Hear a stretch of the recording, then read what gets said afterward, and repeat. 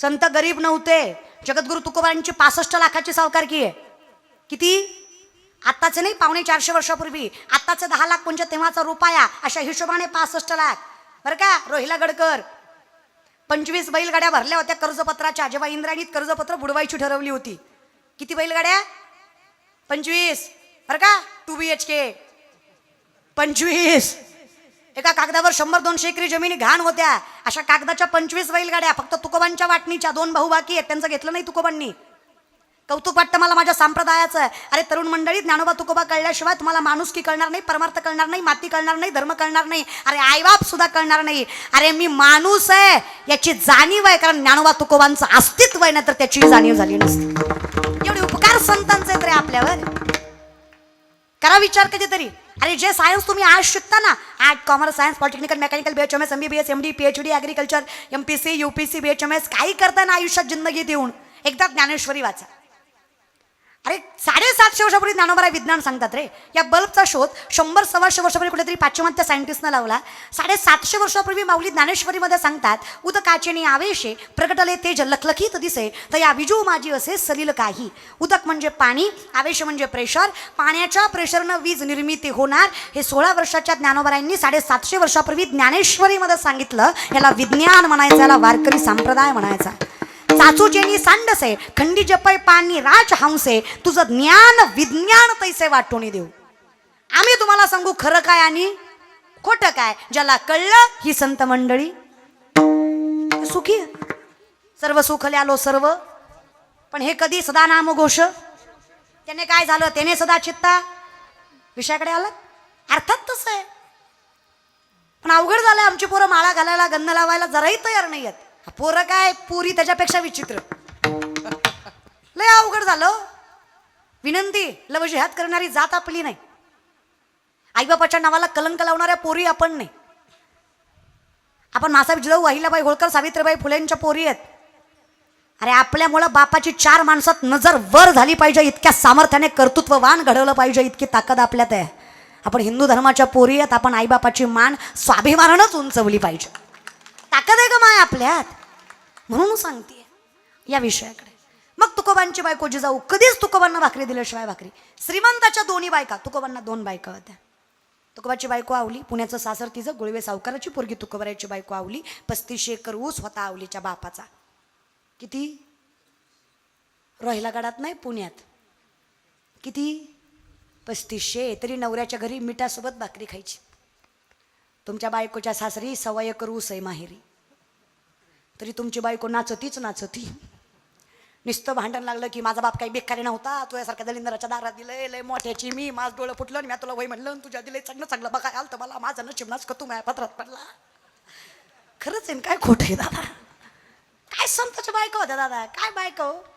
अहो धोतर फाटलं तुकोबाचं, सुई नाही दोरा नाही शिवायला. का परिस्थिती, सगळं इंद्रायणीत बुडवलं ना दादा, ठेवलं काहीच नाही. स्वतःच्या पोटच्या लेकराचा घास लोकांना खाऊ घातला दादा. अहो या जगातले शेतकऱ्यांचं कर्ज माफ करणारे पहिले महापुरुष जगद्गुरु तुकोबाराय, तो वारकरी संप्रदाय. या जगात सगळ्यात पहिल्यांदा शेतकऱ्याचं कर्ज जगद्गुरु तुकोबांनी माफ केलं. दुसरे छत्रपती. मला काय शिवरायांचं कौतुक वाटतं माहिती आहे दादा. कालही शेतकरी मरत होता, आजही शेतकरी मरतोय, उद्या मरणार नाही याची खात्री द्याल का? शेतकरी आहेत तुम्ही, सांगा ना. कुठला मंत्री झाला, कुठलं पंतप्रधान झालं म्हणजे शेतकरी मरणार नाही आहे का? असं गुरुजी आहे का? तो मरणारच रे दादा. कौतुक वाटतं मला शिवरायांचं. 350 वर्षापूर्वीचा काळ आहे. पोराच्या मांसावर बापाची नजर पडावी इतका भीषण दुष्काळ शिवकाळात सुद्धा पडलाय. शब्दांची गहनता, भीषणता लक्षात घ्या माझ्या. पोराच्या मांसावर बापाची नजर पडावी इतका भीषण दुष्काळ शिवकाळातही पडलाय. कौतुक वाटतं मला त्यांच्या व्यवस्थापनेचं, त्यांच्या मॅनेजमेंटचं, त्यांच्या विचार कौशल्याचं. 17 वर्षाचे शिवराय न्याय करतात.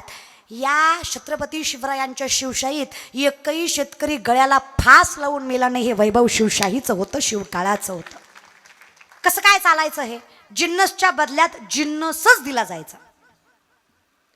व्याज प्रक्रिया पैशांवर नव्हती, जिन्नस पद्धतीवर होती. जर तुम्ही बैलगाडी घेतली तर तुम्हाला महागारी बैलगाडीच द्यावी लागत होती. पैसे देऊन जमत. शेतकरी बैल ऐकत नव्हता, जनावर ऐकत नव्हता, जमिनी ऐकत नव्हता. चलनच नाही ना. जिन्नसच्या बदल्यात जिन्नस. मॅनेजमेंट. पोरांनी हे घेतलं पाहिजे. उगाच धर्मासाठी कुठल्याही गोष्टी नाही वादावाद विवाद केले पाहिजे. विचार कौशल्य घ्या. सामर्थ्य घ्या विषयाकडे.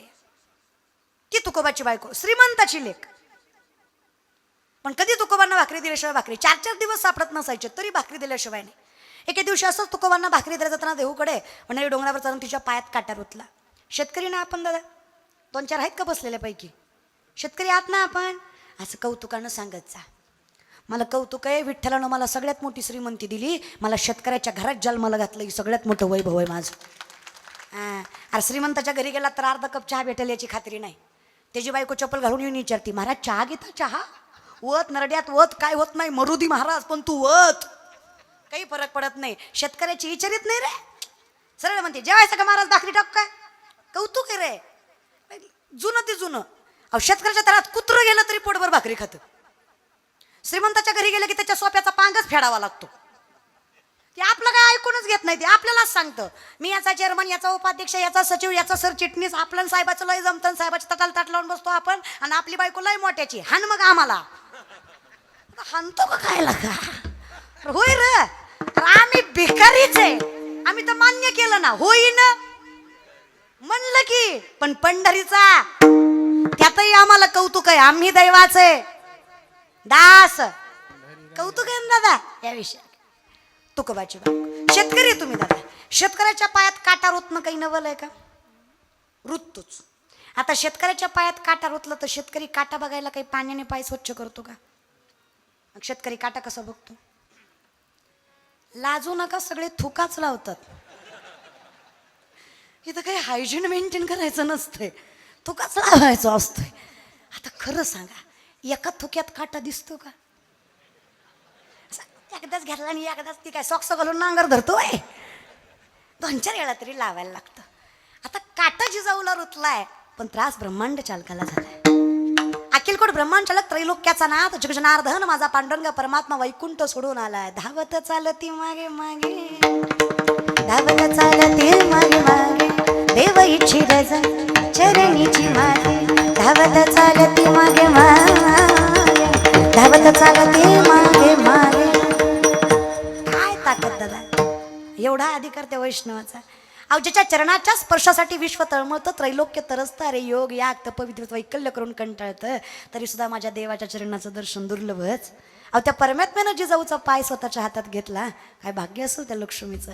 स्वतःचा थुका लावून तिचा काटा दिसला का पाहिला, तिलाही एका थुक्यात दिसला नसावा, देवालाही त्यानंही 2-4 वेळा लावला. सरपंचाला नाही, पण सरपंचिनीला लय राग आला. तुमची नाही, पंढरपूरची. आमच्या पंढरपूरचा विठू पाटील त्याचं आमच्यासाठी एकच सत्य आहे. विठ्ठल कुळीचं दैवत, विठ्ठल वीत गोत चित्त, विठ्ठल माया बाप चुलता बहीण बंधू भ्राता. आमच्यासाठी सत्य मृत्यूलोकी एक नगर त्याचे नाव पंढरपूर.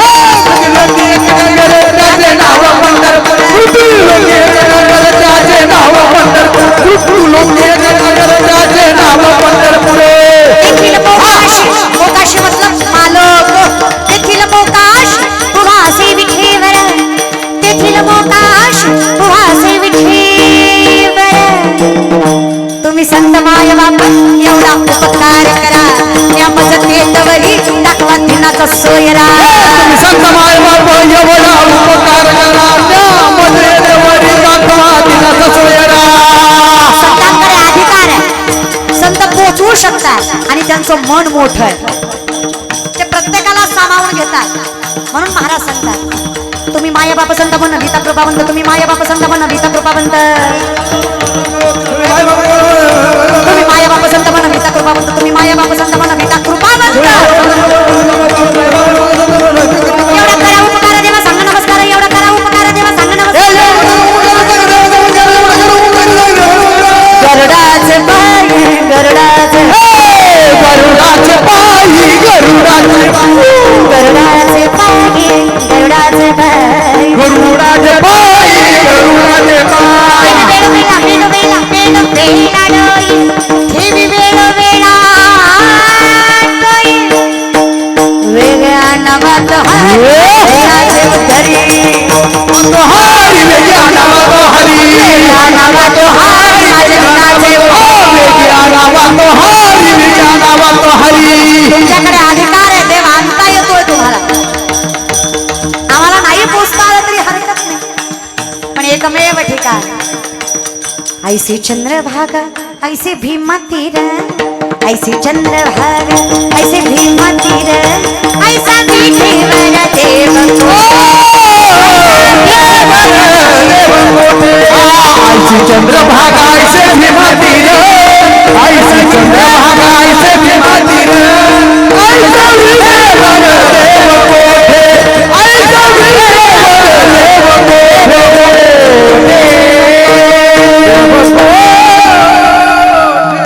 असं जगात नाहीच दुसरं. जेव्हा नव्हते चराचर तेव्हा होते. उगाच एवढी गर्दी असते का? म्हणून आधी रचली पंढरी, आधी रचली पंढरी,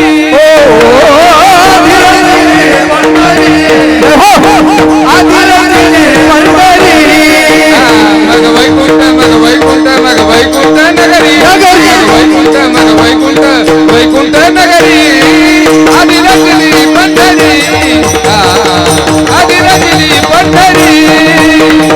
वैकुंठ नगरी, मग वैकुंठ नगरी, वैकुंठ नगरी, वैकुंठ नगरी, पंढरी,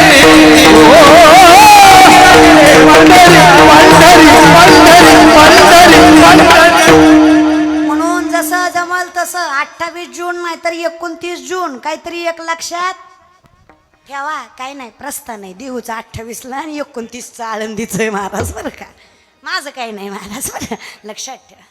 फार ताकद आहे रे त्याच्यात. नाचत जाऊ त्याच्या गावारे धैर्य सुख देईल विसावारे, नाचत जाऊ त्याच्या गावारे धैर्य सुख देईल विसावारे. आधे का जाऊ देवाची गावा देवते येईल विसावा, देवा सांगू सुख दुःख देव निवारील माणूस तसा लागतो. म्हणून तर विनंती आहे उठा जागे भारे आता स्मरण करा भावे चरणी ठेवी माथा चुकवी व्यथा जन्माच्या. उठा की जमाय बाबू कैसी लागली झोप, पैसे लागले लोक, उसर जाऊन या एवढी चुकवा की घेप, उसर जाऊन या एवढी चुकवा की घेप.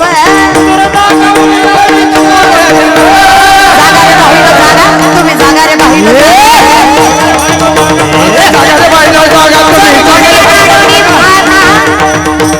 चोरणी तुझ्या नाडोनी फागा, जागा रे भाईला जागा.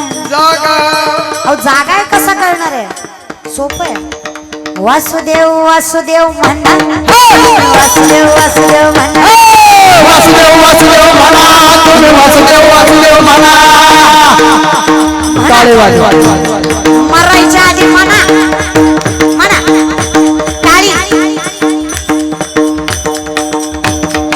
जय हो. हरी बोल. वासुदेव वासुदेव वासुदेव वासुदेव वासुदेव वासुदेव वासुदेव वासुदेव वासुदेव वासुदेव वासुदेव वासुदेव वासुदेव वासुदेव वासुदेव. हे वासुदेव वासुदेव वासुदेव वासुदेव वासुदेव वासुदेव वासुदेव वासुदेव वासुदेव वासुदेव वासुदेव वासुदेव वासुदेव वासुदेव वासुदेव वासुदेव वासुदेव म्हणा तुम्ही वासुदेव वासुदेव म्हणा, वासुदेव वासुदेव म्हणा, तुम्ही वासुदेव वासुदेव म्हणा. देह दुर्लभ जाणा वासुदेव म्हणा,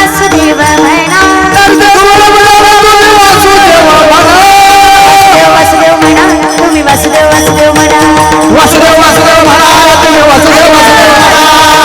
वासुदेव म्हणा तुम्ही वासुदेव वासुदेव म्हणा. हे वासुदेव वासुदेव म्हणा, तुम्ही वासुदेव वासुदेव म्हणा.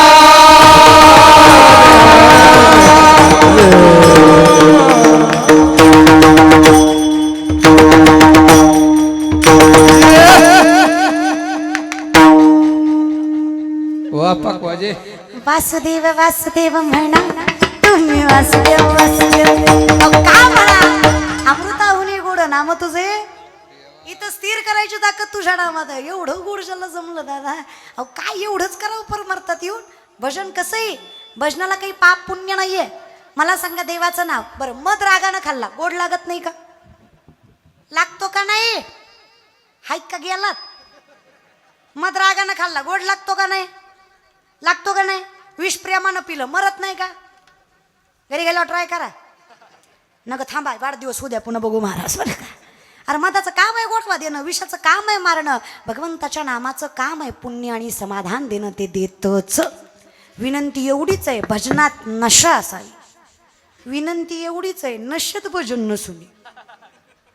आता बाटलीशिवाय याची ढुलकी वाजत नाही ह्याला आराधी म्हणायचं का? गांजाशिवाय याचा झांजा आपटत नाही ह्याला गोंधळी म्हणायचा? हे खरं ना भजन, पण कल्पनेची बाधा, असला बाधेचं भजन करू नका. हा, देव अंगात येतो येतो, 8-8 दिवस आंघोळ नाही त्याच्या देव अंगात जातो.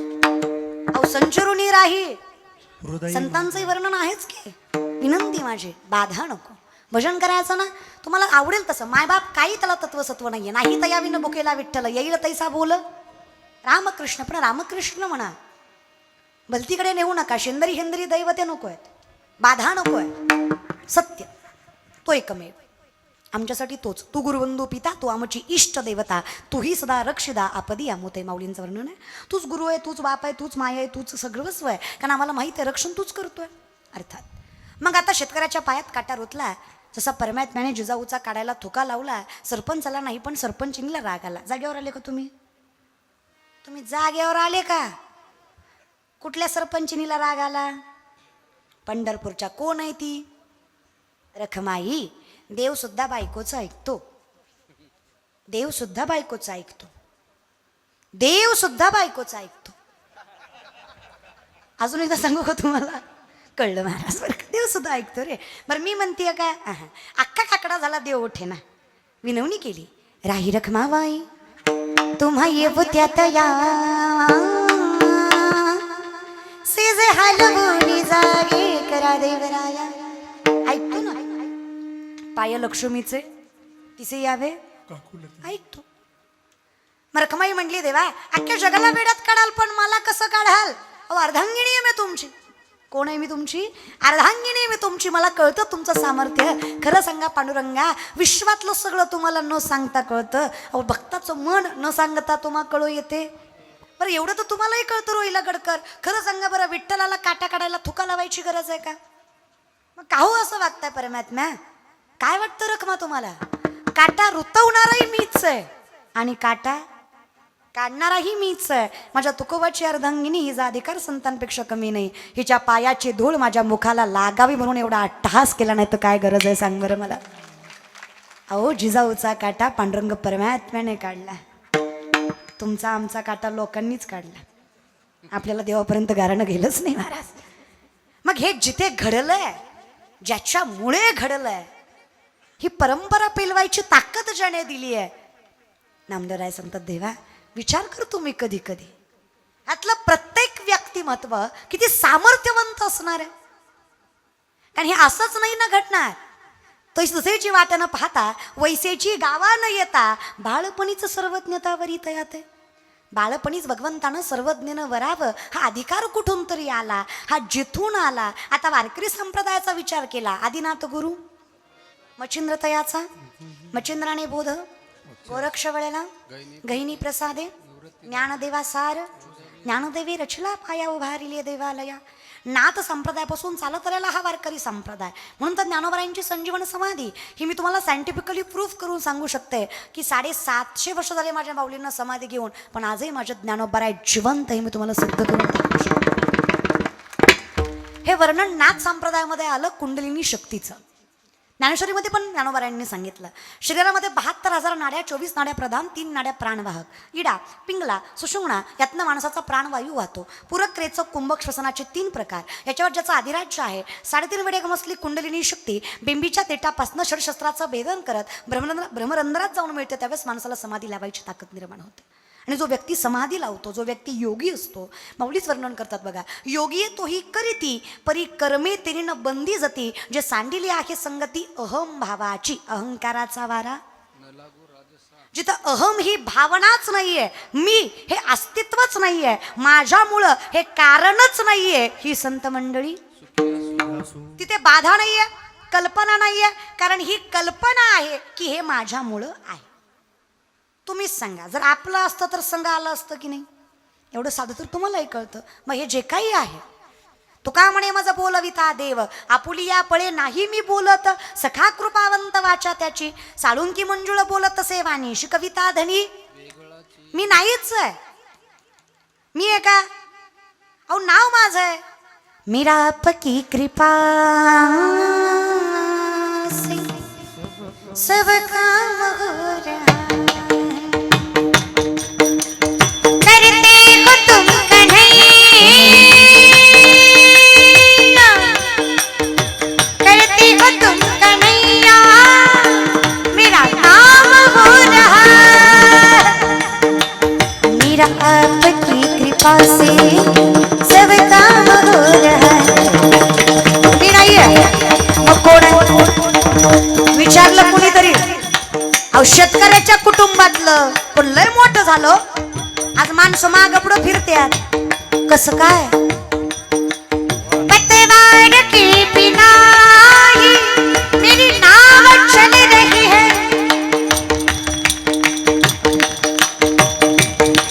पतवार के बिना ही मेरी नाव चल रही है हैरान है जमाना मंजिल भी मिल रही है लोक म्हणतात एवढी संकट वाट्यात आणली एवढे पाय खेचले पण उभाच आहे मागे पुढे उभा आहे कोणतरी सांभाळतोय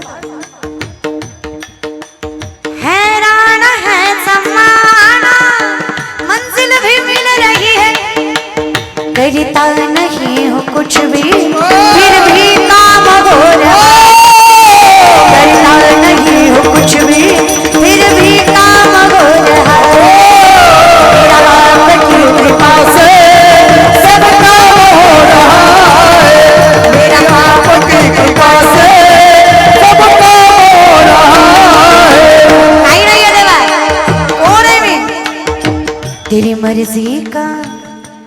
मर्जी का मैं हूँ गुलाम मेरे अलबेले राम मर्जी का मैं हूँ गुलाम मेरे अलबेले राम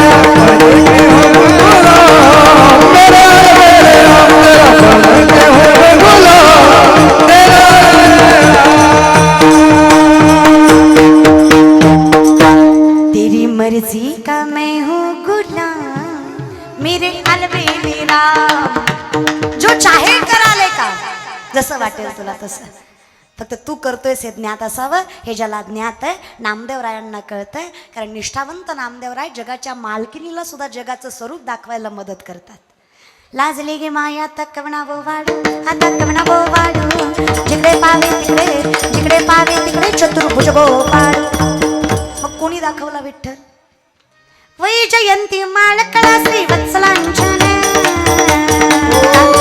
विष्णुदास